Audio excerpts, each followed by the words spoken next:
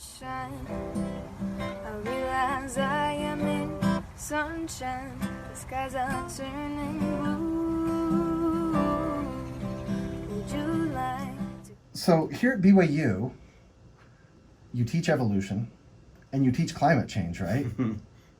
Like, is there, in any of the ecology classes or ecology and evolution classes, do you teach ecology? Do you teach climate change and evolution in a way that is completely different than other universities around the That's nation? a funny question, Heath, because I get that from every colleague who doesn't really know BYU very well. That's why I want they're you like, to they're like, say oh, what's do you going have on like here. a special version, Exactly. you know, of this that So you give teach? the answer. and the answer is that I hope that we teach it better than any other university out there, and that we do it in a way that is sensitive to the beliefs, certainly, of these students that come to these classes. So how do you do that? How do you deal with that part of it?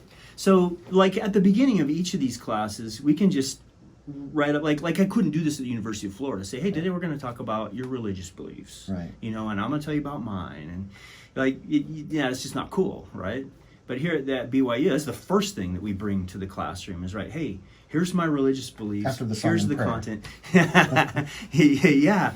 And so we address that right on the very front end. Say, you know, what are the doctrines of the church?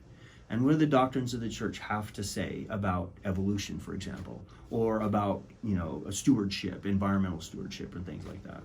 Here's what the official church doctrine is. So now let's try and use that official doctrine. And here is the straight dope, hardcore science.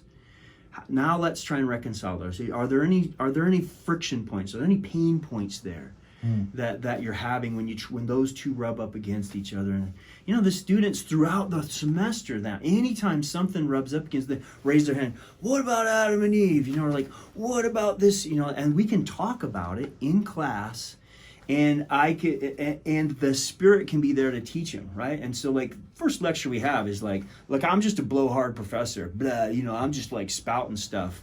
But you're the one that has to own your education, right? You're the one that owns your own testimony, right?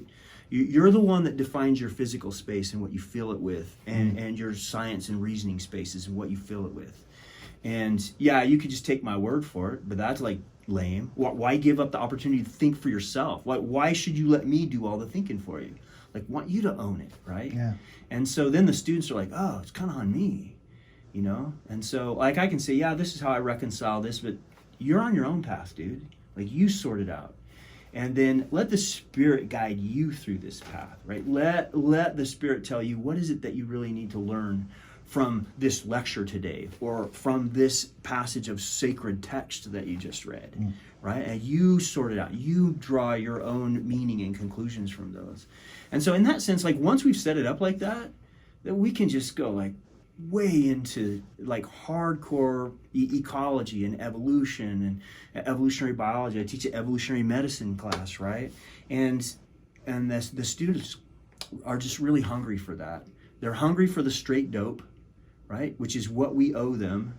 And then they're hungry for the opportunity to reconcile that, to learn and to grow from that. Like, the biggest disservice that we could do to them would be to pump sunshine and not push up against some of their perceived religious beliefs by telling them something else is a bunch of hooey, right? Because eventually they would leave here and then realize that what we'd been doing is pumping sunshine or like feeding them some other line of baloney. And then they'd be like, oh, like, what else did you guys teach me out there that was baloney? Like what was in my geology class that was baloney? What was in my religion class that was baloney? And then they're like, I'm checking out, man. I'm done with you. I'm done, right? My undergraduate education was a ripoff. And so, like, having that as part of like that's what motivates, right, coming into the class from the first day forward.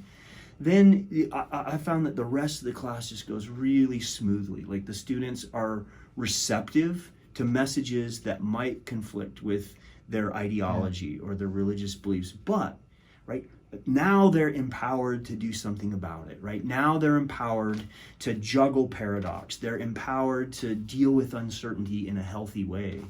You know, whereas prior to that, it's like, oh, science rubs against this, science is baloney, you know, it must be wrong, or like, yeah, they don't have tools for dealing with that, and they don't have someone, you know, maybe in their, you know, in their life who could model that for them, right? Because their aunts and uncles didn't really do that, or you know, their seminary teachers weren't doing that, or whoever was influential in their life wasn't modeling healthy ways to deal with friction between faith and reason, you know. So I love that.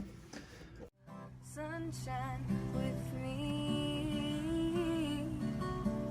The doors are open, the skies are too. Sunshine is coming in for me and you. Sunshine.